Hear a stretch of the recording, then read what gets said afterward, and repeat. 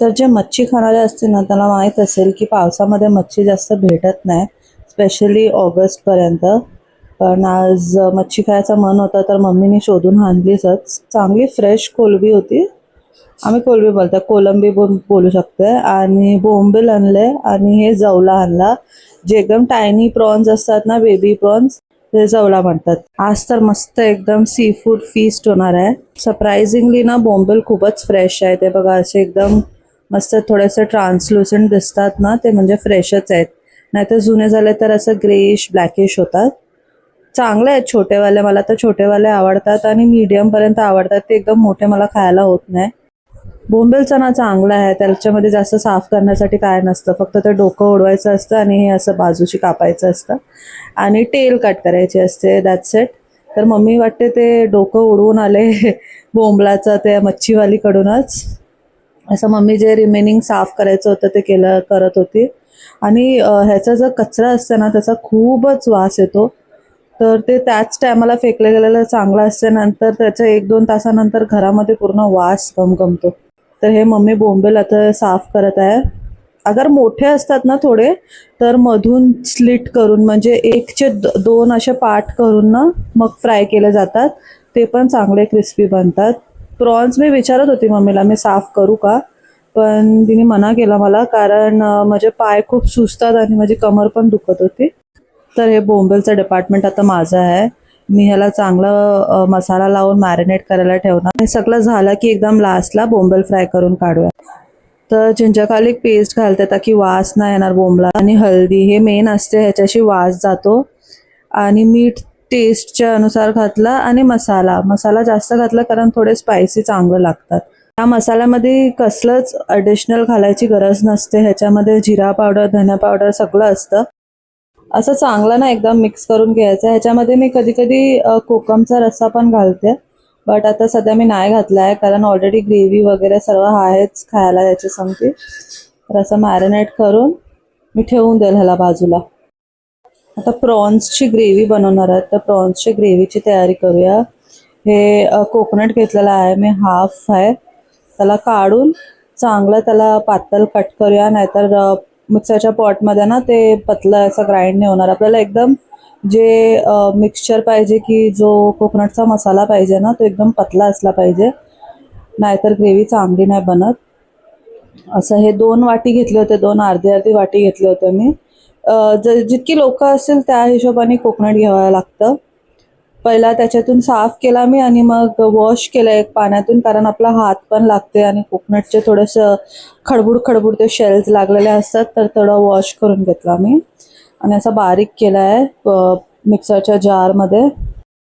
वाटण वाटण्यासाठी जर का मीठ घातलं ना तर ते चांगलं बारीक वाटतं.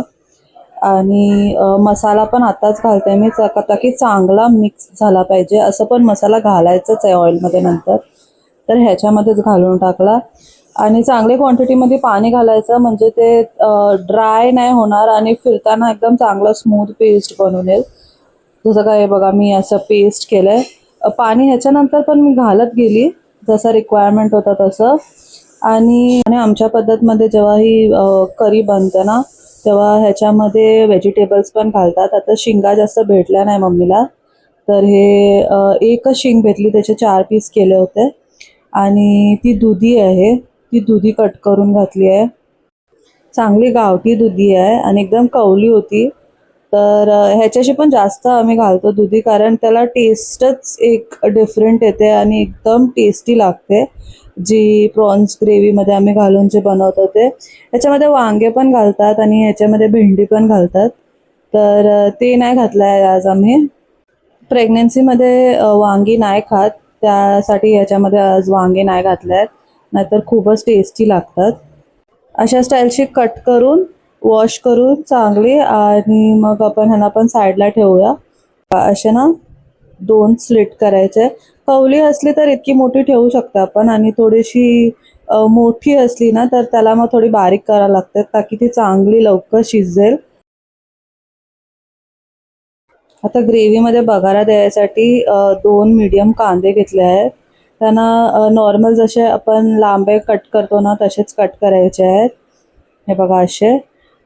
असे मीडियम ठेवायचे आहेत, जास्त पतले पण नाही जास्त जाडे पण नाही. आणि ह्याच्याने ना ग्रेव्हीमध्ये एक चांगला असं बॅलन्स्ड फ्लेवर येते. टमाटर पण घेतले आहेत मी. आता मी नेहमी टमाटरची सीड काढते. मला माहीत नाही कशाला, बट सीड ना काढलेली असेल तर मला जमत नाही. हे सीड काढून घेते मी. एक मीडियम टमाटर घेतला आहे आणि एक स्मॉल टमाटर घेतला आहे. काही लोक याच्यामध्ये चिंचेचं पाणी घालतात, काही लोक याच्यामध्ये कोकम घालतात, पण आम्ही ते नाही घातलं आहे याच्यामध्ये ग्रेव्हीमध्ये. असं बघा, असं लांब टमाटर कापायचे आहेत. हे तेल गरम करायला ठेवलं आहे. त्यामध्ये पहिला जाईल कांदा. कांदा चांगला तेलामध्ये परतून घेऊन एकदम ब्राऊन करायचा आहे त्याला. एकदम असा बरिस्तावाला ब्राऊन नाही करायचा आहे. ते जितका स्टार्टिंगला घातला ना त्याचा अर्धा होणार. असा थोडा कॅरमलाइज झाला पाहिजे, एकदम ब्राऊन पण नाही. हे बघा असं. आता तेल पूर्ण पिळून टाकलंय कांद्याने. आता आपण घालूया हे वाटण, जे मी मसाला, मीठ, कोकोनटचं वाटण केलं होतं ते. ह्याला पण चांगलं परतून घेऊया आपण, कारण कोकोनट तर कच्चाच असतं ना. कच्चा म्हणजे आपण भाजून नाही घातलेला आहे ना, तर त्याला पण थोडं चांगलं परतून घेऊया हीट लागेपर्यंत. त्याला थोडं स्लो फ्लेमवरच करायचं, नाहीतर ना हे उडतं. ह्याच्यामध्ये जे पाणी असते ना, ते पाणी सोडत, तेल आणि पाणीचा झगडा होतो आणि मग ते उडतं वाटण. तर आता 2 मिनटं हे परतून झाला ना का ह्याच्यामध्ये घालायचं प्रॉन्स, जे साफ केलेले आपण ठेवले असतील तर. आणि जे पण व्हेजिटेबल्स आपण कट करून ठेवले आहेत ना ते पण पहिलाच घालायचे. असे कुठचे व्हेजिटेबल असतात जे लवकर गळून जातात ना, त्यांना थोडं नंतर घालायचं. जसं की मी टमाटर थोडं नंतर घालणार आहे.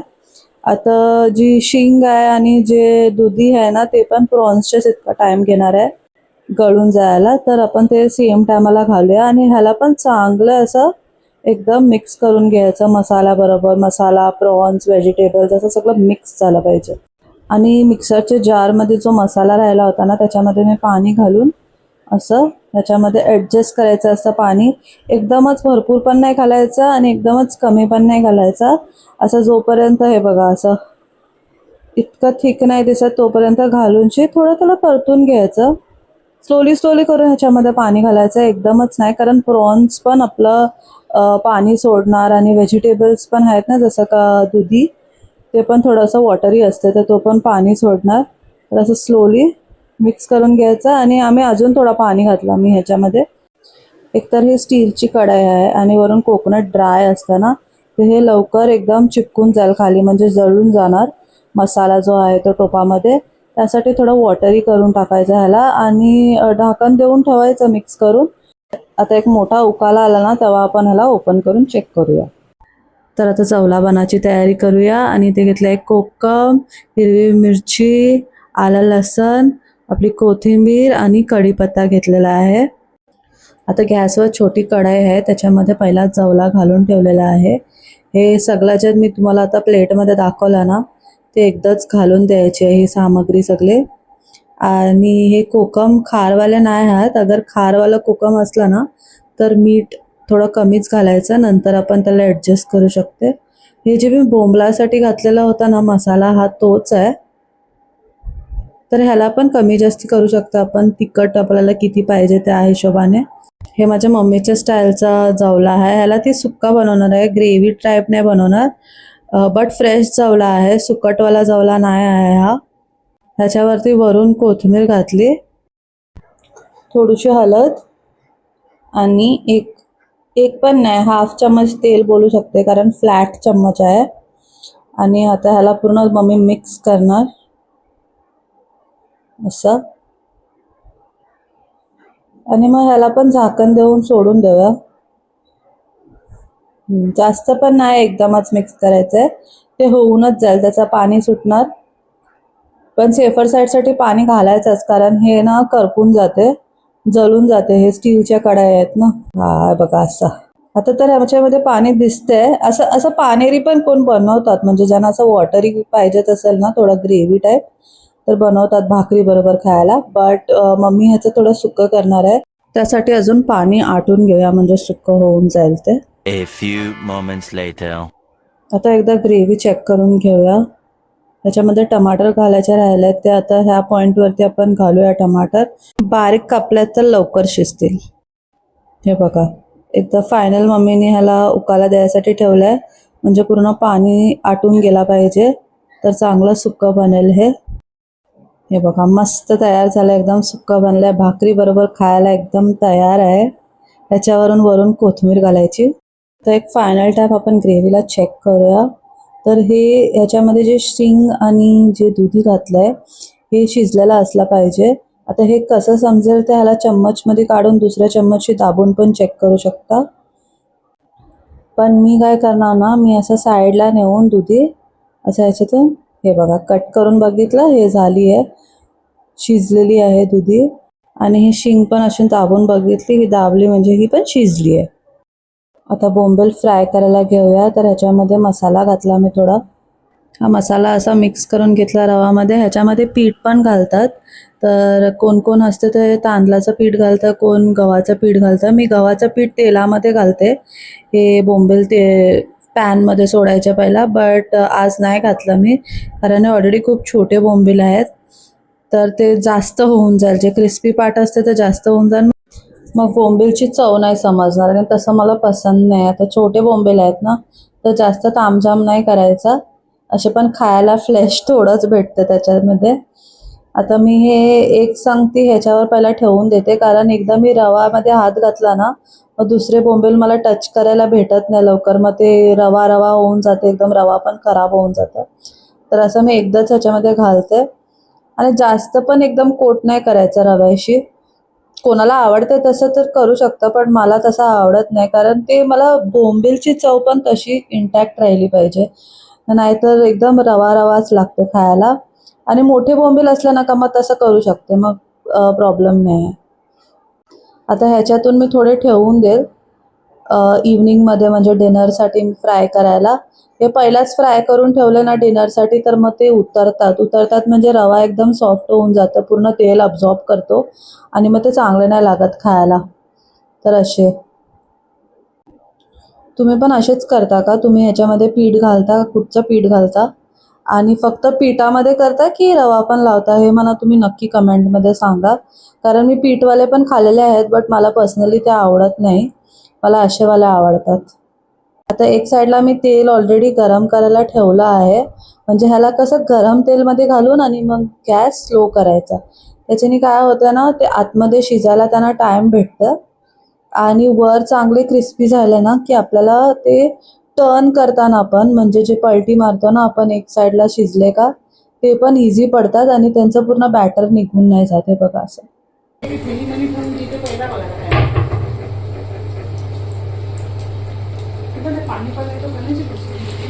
ग्रीन कलरचं कापर आहे ना, तुकून नेवायला लागेल, अगं तर ऐसंच हातात.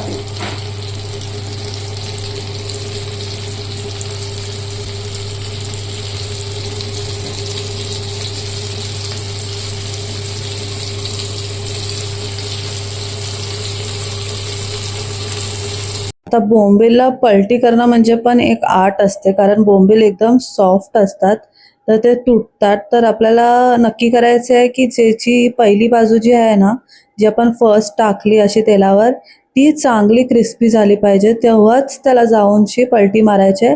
आणि असे एक एक बोंबील ना असे हे करायचे, मोकळे करायचे आहे ना, म्हणजे जे चिपकतात ना, तर त्यांना असं एक एक सिंगल करायचं, नाहीतर असे चिपकलेले असले पण ना, तर ते असे संगती त्यांना टर्न करायचं असं. हे करणं म्हणजे पण खरंच एक आर्टच आहे बघा असं. तर मी जास्ती बोंबलाला हिलवण्यापेक्षा बिलीव्ह करते की पॅनलाच जास्त हिलवायचं, म्हणजे ते बोंबील तुटत नाही. आता हे बघा कसं लास्टचा ह्याचं जे निघालंय ना हे बॅटर, ते आपण कोटिंग याला अशी लावूया, झालं.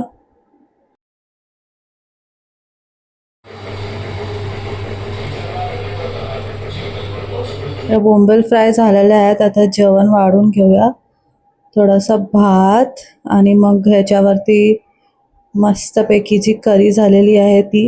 ह्याच असं ना बनवून बघा, ही दुधीला खूप चव लागते, ही खूप टेस्टी लागते. ह्याच्यामध्ये जी शिजलेली असे वांगं पण खूप छान लागते, बट आता सध्या प्रेग्नेंट आहे मी, तर नाही खाऊ शकत म्हणून नाही घातलं. हे असं प्रॉन्स साफ करायची पण 2 पद्धत असतात. कोण कोण ते जे शेल्स असतात ना, स्पेशली मोठे प्रॉन्सचे ते ठेवतात, जे डोकं असते त्याचं ते. आणि कोणाला तशी नाही जमत, जशी माझ्या नवऱ्याला तशी नाही जमत, त्याला अख्खी साफ केलेलीच पाहिजे. तर ती पण घालतो, पण ह्याच्यामध्ये असं करायचं आहे, त्याला टेस्टच एक डिफरंट येते. जो खाणार त्याला समजणार की काय फरक आहे त्याच्यामध्ये. हे 2 कांदे घेतलेत आणि हे बोंबील. ह्याच्यामध्ये मी हाफ बोंबील मम्मीला पण देणार. मम्मी ऑलरेडी जेवण घेऊन बसलेली आहे, तर तिला मी हाफ ह्याच्यातून बोंबील देणार. आणि हे झाला मस्त आमचा फीस्ट रेडी. चवळा मी नाही घेतला, हे मम्मीने घेतलं आहे. मी डिनरला खायले, आता मला सध्या नको आहे. मम्मी घेऊन बसली आहे भाकरीबरोबर. जे पण फिश लवर्स असतील ना, तर 1 लाईक ह्या व्हिडिओवरती फिशसाठी करा. आय होप तुम्हाला हा कुकिंग व्लॉग आवडला असेल, तर please do subscribe to my channel आणि ही रेसिपी पण नक्की शेअर करा. भेटूया नेक्स्ट व्लॉगमध्ये. तोपर्यंत काळजी घ्या.